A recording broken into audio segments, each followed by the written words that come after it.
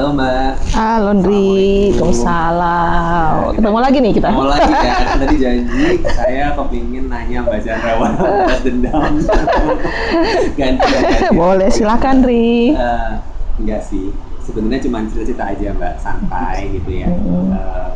Kan Mbak Chandra nih setahu saya, kita kenal dari awal, memang Mbak Chandra seorang profesional interior designer gitu ya. Terus saya juga pernah mengikuti karir Mbak Chandra, pernah bekerja di perusahaan interior gitu Mbak. Iya, konsultan. Konsultan ya Mbak waktu itu. Iya. Di daerah mana ya Mbak? Cilandak ya gitu ya. Cilandak. Pertama kali saya di Bintaro. Oh Bintaro ya. Begitu lulus, iya. begitu Bukan lulus Cilandak, konsultan. Sekarang udah konsultannya sepeninggal saya malah udah besar. Udah besar. Ya. Nah, tapi terakhir belakangan gitu ya, saya dengar Mbak Chandra malah lebih banyak beraktivitasnya di kampus. Malah kalau sekarang jadi ketua jurusan nih Mbak gitu ya. Iya. Kejeblos itu. Kejeblos sih. Terus kok bisa sih Mbak dari seorang profesional interior designer gitu ya, yang berhubungan dengan project, deadline dan segala macam, sekarang tiba-tiba jadi ketua jurusan. Ini gimana nih perjalanannya nih Mbak? Perjalanannya dari awal dulu ya, kenapa saya masuk milih desain interior. Mungkin waktu kecil saya itu terinspirasi oleh majalah. Zaman saya kecil tuh adanya Asri sama Laras ya. Mama saya tuh langganan itu. Nah, itu saya terinspirasi, saya pengen jadi desainer interior. Karena saya suka menghayal ruang ini begini kalau saya punya rumah. Nah, begitu saya masuki usia kuliah, yang ada zaman itu cuma ada 2 pilihannya. Swasta cuma 1, Trisakti aja. Iya, kalau swasta cuma 1 benar. Kalau mau di ITB paling dekat. Dan tentunya orang tua saya tidak mengizinkan saya kalau kuliah di luar Jakarta, karena saudara-saudara saya yang kakak saya yang laki semua di Jakarta semua. Saya anak perempuan, nggak boleh gitu. Ya nggak boleh jauh-jauh. Sama dengan saya juga. Tapi saya punya tantangan waktu saya masuk pilih jurusan itu, ditantang sama mama saya. Kamu yakin masuk kuliah di desain interior? Anaknya teman mama DO loh, 8 tahun. Bayangin zaman dulu kan senior kita kalau kuliah lama-lama ya. Itu 8 tahun aja belum lulus-lulus gitu. Nah, udah gitu akhirnya saya pastikan bahwa saya bisa sanggup 5 tahun lulus. Zaman itu 5 tahun. Kuliahnya tuh yang jelimet-jelimet sampai mama saya sempat mengecilkan hati saya. Kok kuliahnya kayak anak TK kayak anak TK sih? Kayak TK. Ya nyusul Nirmana. Iya. Benar Mbak ya. Sampai dibilang tuh kan dulu nggak mau dengar mama sih gitu. Nah, itu jadi tantangan saya buktikan, dan alhamdulillah begitu saya lulus, saya komit terjun di profesi desain interior ya, masuk langsung konsultan cuma berapa bulan saya langsung kerja, itu kan. Dan itu tantangan juga karena kerjanya itu saya waktu itu belum bisa nyetir mobil ya, nggak berani nyetir mobil, dan jarak. Ya, Mbak, iya, rumah saya dulu di Kuningan. Bayangin perjalanan dan tidak diantar loh Ndri zaman dulu, dan itu ya saya jalanin. Jakarta Selatan ke Bintaro masuknya apa? Tangerang dulu belum ada tol ya Mbak? Belum. Ya, benar. Jadi nyambung bis, nyambung angkot. Nah, itu perjuangan itu saya jalanin. Naik angkot juga Mbak? Perjuangan kan? Kalau sekarang mau naik angkot takut. Benar. Pusing. Faktor umur. Terus saya sempat merasa, aduh kok kerjanya kok gini ya gitu ya. Sempat yang berkecil hati, apa saya salah jurusan, tapi lama-lama saya berusaha menyenangi profesi saya, dan alhamdulillah membuahkan hasil, dalam artian walaupun di perusahaan kecil tapi proyek yang saya tangani besar gitu. Makanya kenapa saya bisa mendapatkan SKA utama.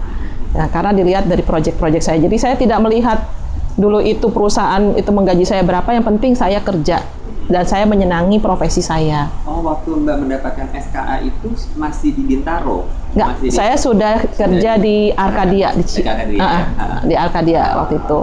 Di konsultan juga. Kalau nggak salah yang di Bintaro itu, saya juga pernah kerja praktik juga tuh Mbak, walaupun cuma beberapa saat. Gitu. Tapi hebat konsultan tersebut ya. Memang dari yang tadinya cuma karyawan 12, sekarang dia 40-an dan dia berkembang pesat. Benar.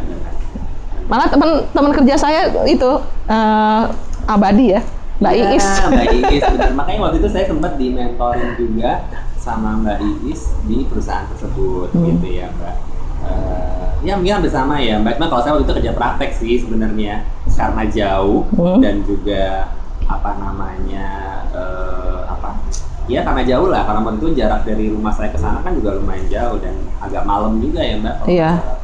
Tapi saya sempat sebenarnya dari Dedato itu dari yang di Bintaro itu saya sempat keluar dulu. Keluar sebelum saya di Cilandak. Karena kondisinya saya menikah dan tinggal di Bandung. Saat itu pas zamannya Pak Harto turun tuh. Oh, tahun 98. Tahun 98. Jadi saya mau ngelamar di Bandung pun orang banyak perusahaan tutup ya, hampir sama kayak zaman pandemi sekarang kan. Ya, imbasnya terasa banget. Jadi Mbak ke perusahaan yang di Arcadia ini, gedung Arcadia ini, itu tahun berapa ya Mbak?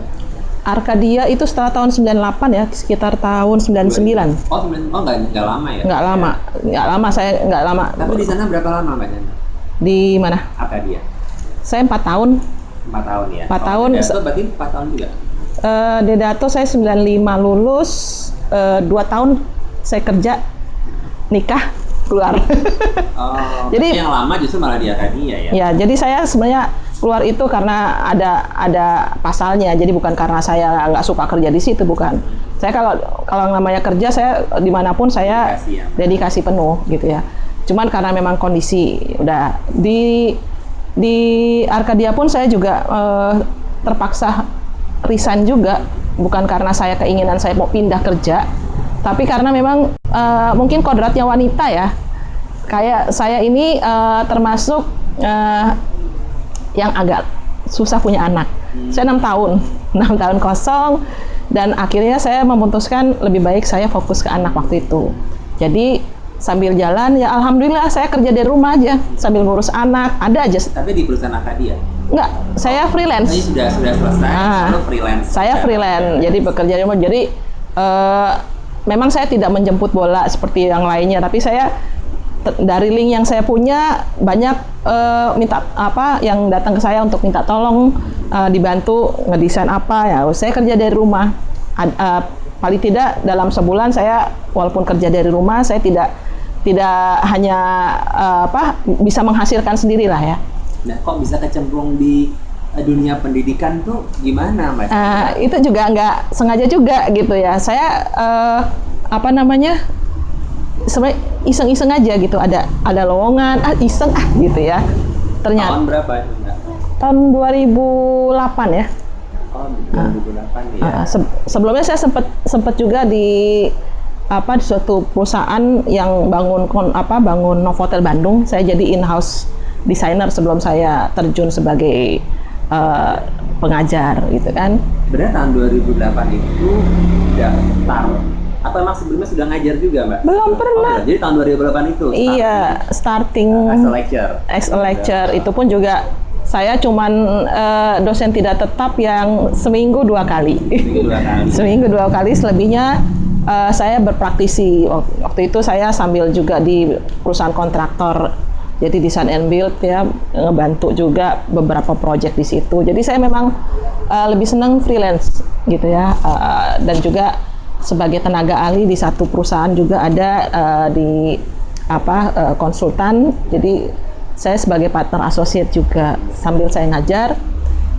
Saya diminta untuk sebagai posisi struktural di kampus sekarang itu karena ya mungkin nggak satu orangnya kurang ya yang dilihat yang memungkinkan yang capable mungkin yang dipercaya saya gitu ya. Saya udah 2 periode nih. Iya, saya juga cukup ini juga nih angkat jempol buat Mbak Chandra gitu ya. Maksudnya pertama kali saya tahunya Mbak Chandra sebagai tadi profesional, terus tiba-tiba mau terjun di dunia pendidikan dan non-stop juga gitu ya. Malah sekarang memegang struktural sebagai ketua jurusan gitu ya. Sebenarnya perjalanan Mbak Chandra ini apa sih yang menyebabkan kok akhirnya tetap stay aja deh di dunia pendidikan itu, apa Mbak? Padahal kan sebenarnya dunia interior design kan sudah melekat ya Mbak ya, sudah melekat banget, project deadline, terus tiba-tiba juga milih-milih bahan, apa kan udah seneng nih gitu ya. Sedangkan kalau struktural yang saya tahu itu juga kenapa saya nggak mau terlalu banyak menjadi struktural juga di kampus ya Mbak. Kan apa namanya, nggak ada nuansa-nuansa itu. Kita kan paling setiap harinya cuma meeting atau rapat apa ya Mbak, rapat rektorat ya, rapat apalah, rapat macam-macam rapat. Setiap hari kayaknya ada rapat terus gitu ya. Malah bingung rapat terus. Kok bisa gitu Mbak kayak gitu? Prinsipnya saya tidak pernah berkata tidak. Setiap tawaran yang dihadapkan kepada saya, itu saya tidak pernah bilang oh saya nggak bisa. Saya selalu bilang siap gitu. Dan ya saya dipercaya, saya coba berusaha untuk semaksimal mungkin, dan alhamdulillah prodi yang saya pimpin ini termasuk meningkat ya jumlah perolehan mahasiswanya, dan sudah banyak meluluskan profesional di bidang interior. Tapi bukan berarti saya sebagai dosen saya berhenti sebagai praktisi. Justru saya malah sering diajak kerjasama ya, mungkin salah satunya Andri juga kan. Makanya itu saya juga pas lagi Mbak Chandra ngajak, kok masih bisa ya gitu kan ya. Itulah juga menyebabkan kenapa saya mau juga mengajar, karena saya melihat dari beberapa teman termasuk Mbak Chandra ternyata masih punya waktu ya Mbak. Nah, karena untuk ini walaupun memang beda kalau struktural dengan yang non struktural gitu ya. Memang sejak saya jadi struktural porsi saya sebagai profesional tidak seintens dulu. Jadi paling tidak saya memilih yang mana kira-kira yang saya bisa gitu. Kalau seandainya saya tidak bisa, mungkin saya sebagai advisor aja, ya tidak terjun langsung. Tapi sekarang justru saya berusaha, kalau ada yang datang tawaran ke saya berusaha untuk mencoba memberikan peluang kepada mahasiswa saya untuk terlibat kerja bersama dosen. Jadi sebenarnya bukan berarti jadi dosen tidak bisa berpraktisi. Gitu. Terus juga ini Indri, keuntungannya kalau kita background kita sebagai praktisi yang terjun sebagai pengajar itu paling sedikit banyak kita bisa berkontribusi, tidak hanya sekedar teori, tapi juga praktek. Dan link kita ke dunia industri itu juga bisa mengundang mereka untuk berkontribusi kepada dunia pendidikan. Jadi mungkin keuntungan saya berpraktisi juga saya dekat dengan industri. Jadi saya pun networking saya itu bisa saya tarik untuk mengisi sebagai kuliah tamu di kampus. Iya, untuk mahasiswa saya. Itu juga yang sering saya lakukan juga. Iya, betul.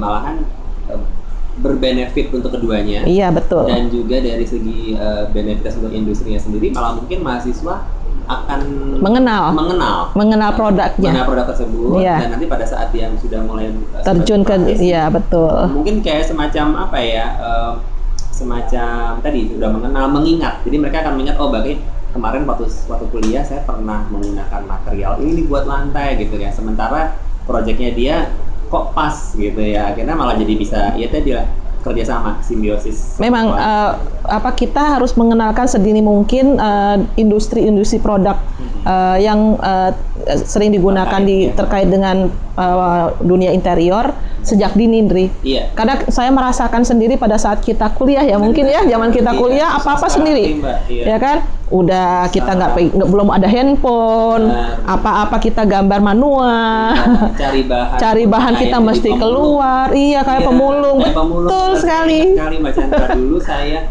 pertama kali dapat mata kuliah dulu namanya merencana ya. Iya, betul. Merencana interior berapa ya saya lupa, itu yang public space, yang toko gitu ya. Oh iya. Tiga ya. Kita dulu 3 itu kebetulan salah satu mall terbesar di Jakarta baru dibangun.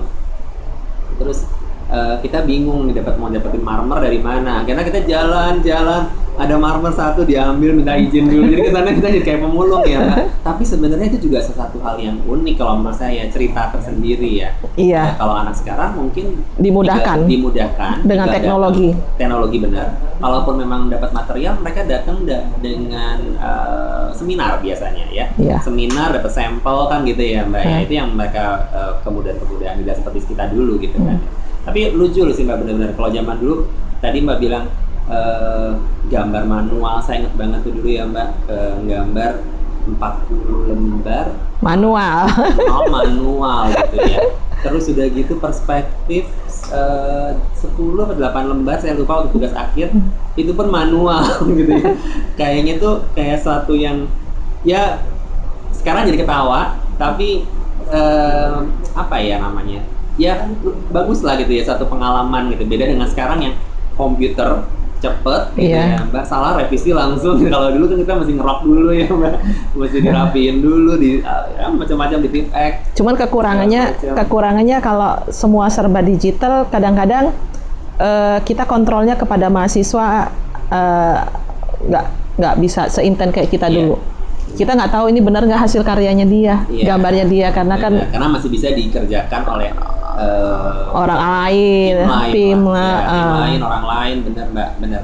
Ya itulah memang pasti ada plus minusnya ya Mbak. Tapi memang saya pun selalu menekankan pada mahasiswa pada saat mengajar, apapun itu bentuk fasilitas yang ada berupa digital tadi ini Mbak ya, 3D atau apa segala macam, itu jangan dijadikan suatu keutamaan. Kalau bisa, tetap kalian sebagai desainer harus bisa sketch. Iya, betul. Karena pengalaman saya waktu saya sekolah di Milan waktu itu Mbak, itu saya diminta oleh salah satu pembimbing saya, pas saya lagi mengerjakan tugasnya dia, saya sketsa.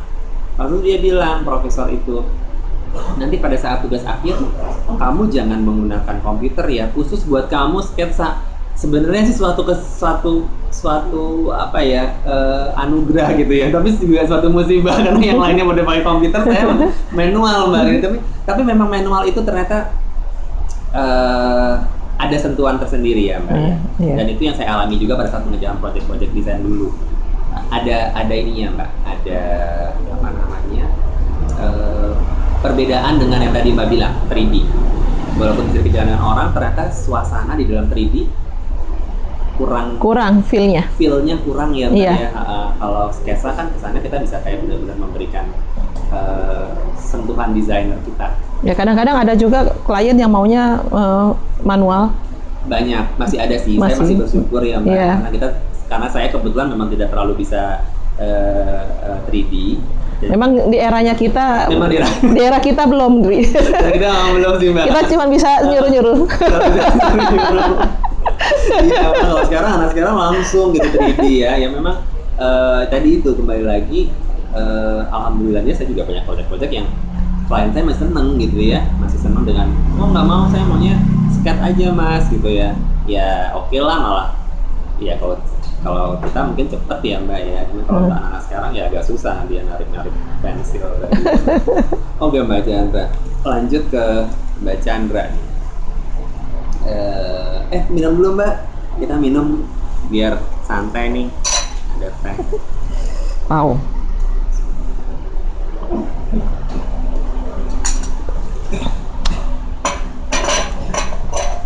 Saya tuh dulu pernah kerja satu tim dengan Mbak Chandra, di project desain bandara. Gimana sih Mbak kok bisa istilahnya tuh mendapatkan proyek seperti itu gitu ya Mbak? Nggak cuma di bandara mungkin ya, saya rasa ya, di beberapa proyek yang lain. Mungkin biasanya bisa cerita nggak sedikit kepada para pemirsa atau mungkin mahasiswa yang baru nanti memulai gitu ya. Gimana sih memulai karir dan mendapatkan proyek, apalagi proyek-proyek yang sifatnya di pemerintahan gitu ya, sebagai seorang interior designer? Balik lagi kepada kita dari networking ya. Jadi kita harus bisa menjalin kerjasama, harus menjalin relasi, karena kita tidak tahu dari situ proyek itu datang. Nah, memang pada saat itu saya sudah mulai jadi tenaga pengajar, tidak tetap gitu ya. Waktu itu saya masih kuliah, kalau nggak salah kuliah S2. Waktu itu saya belum jadi kaprodi. Saya sudah jadi kaprodi. Justru saya dari networking saya gitu kan. Kebetulan partner associate saya yang mereferensikan saya kepada pemberi kerja kepada saya. Pada saat itu saya dimintalah sebagai advisor. Jadi saya dikontrak sebagai advisor untuk pembangunan 4 lounge CIP lounge di Bandara Kuala Namu gitu ya. Jadi saya mulai menjembatani antara user dengan pengelola, terus juga dengan